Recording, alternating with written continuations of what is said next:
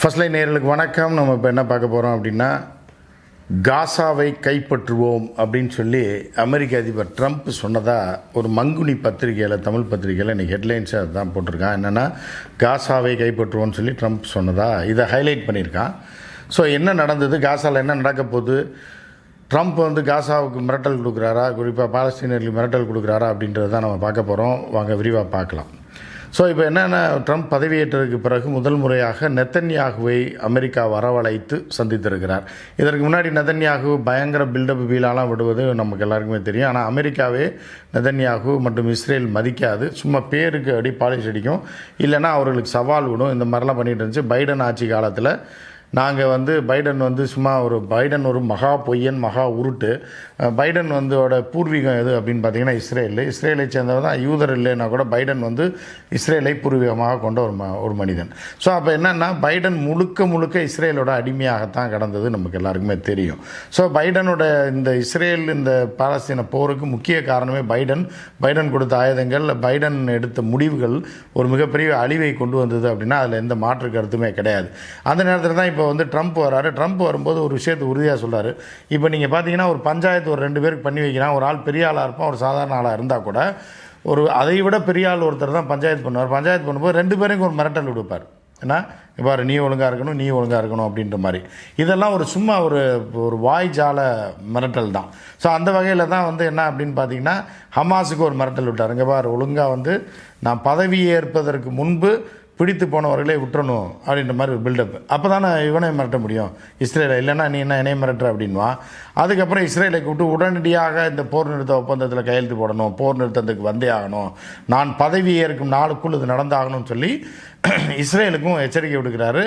ஏற்கனவே சும்மா தையா பேச்சுவார்த்தை நடத்திக்கிட்டு இருந்தாங்க பைடன் இருக்கும்போது. அமெரிக்கா, கத்தார், எகிப்து இந்த 3 நாடுகளும் பேச்சுவார்த்தை நடத்துகின்ற பேரில் சும்மா போலியாக நடத்திக்கிட்டே இருந்தாங்க. இது கத்தார் கடுப்பாகி போச்சு. என்னடா இவங்க வராங்க பேசுகிறாங்க, எந்த முடிவும் இல்லை, போர் நிறுத்தத்துக்கு நம்ம அழைப்பு கொடுக்குறோம், இஸ்ரேல் அதை பற்றி கண்டுகொள்ளவே இல்லை, எல்லாரையும் மிரட்டுறான்.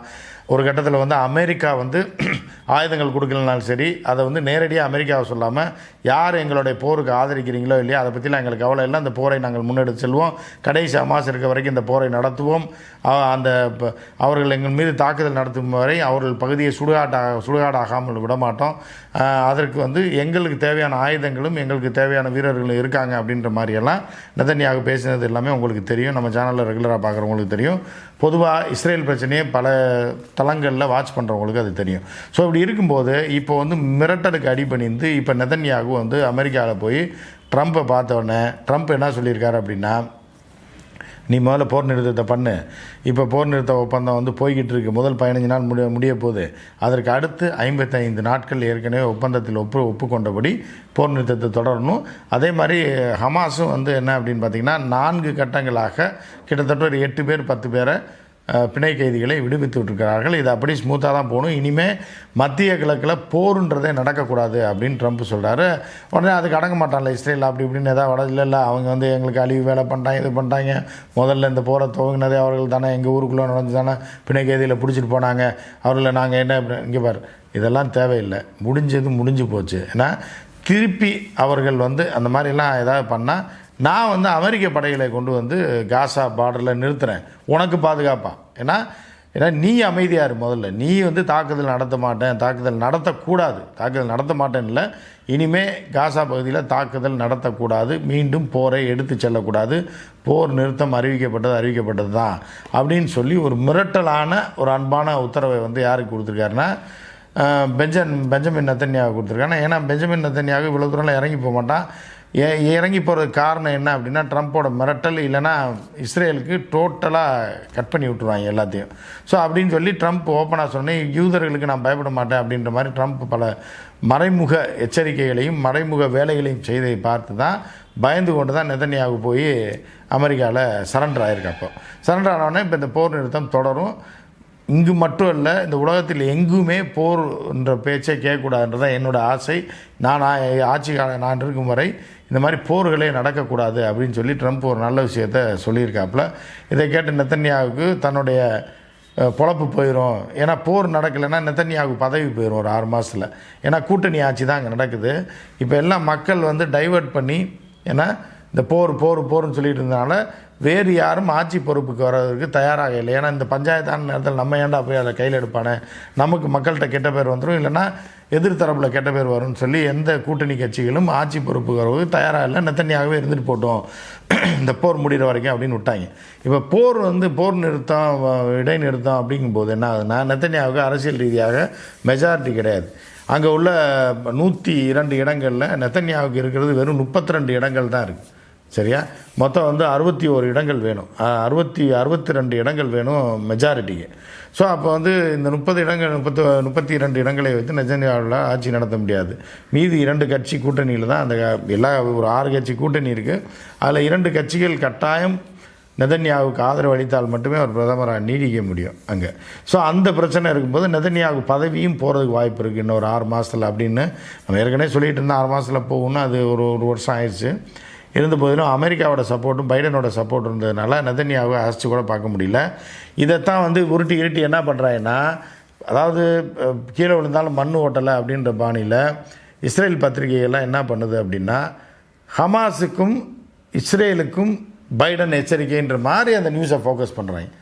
ஆனால் அங்கே நடந்தது அது இல்லை. பைடன் கூப்பிட்டு நெதன்யாகுவை வார்ன் பண்ணியிருக்கார், நீ போர் நின்னது தான், இனி அதை எடுத்துகிட்டு போகணுன்ற ஆங்கிளுக்கே போகாது, அவனுக்கு என்ன பிரச்சனை அப்படின்னு கேட்கும்போது, இல்லை அவன் திருப்பி அவன்லாம் தாக்க மாட்டான், நான் பார்த்துக்கிறேன், அதை தேவைப்பட்டால் என்னோடய ஆர்மியை கொண்டாந்து அங்கே நிறுத்துறேன், அமெரிக்கன் ஆர்மியை கொண்டாந்து அவங்க 2 பேர் பார்டரில் நிறுத்தி நான் பார்த்துக்கிறேன் அப்படின்னு சொன்னதை இவங்க எப்படி ஃபோக்கஸ் பண்ணுறான் அப்படின்னா, தினமலர் நாளிதழ் உட்பட என்ன போட்டிருக்காங்கன்னா, காசாவை கைப்பற்றுவோம் அப்படின்னு சொல்லி ட்ரம்ப் சொன்னதாக போட்டிருக்காங்க. ட்ரம்ப்பு அந்த ஆங்கிளில் சொல்லவே இல்லை அப்படின்றது.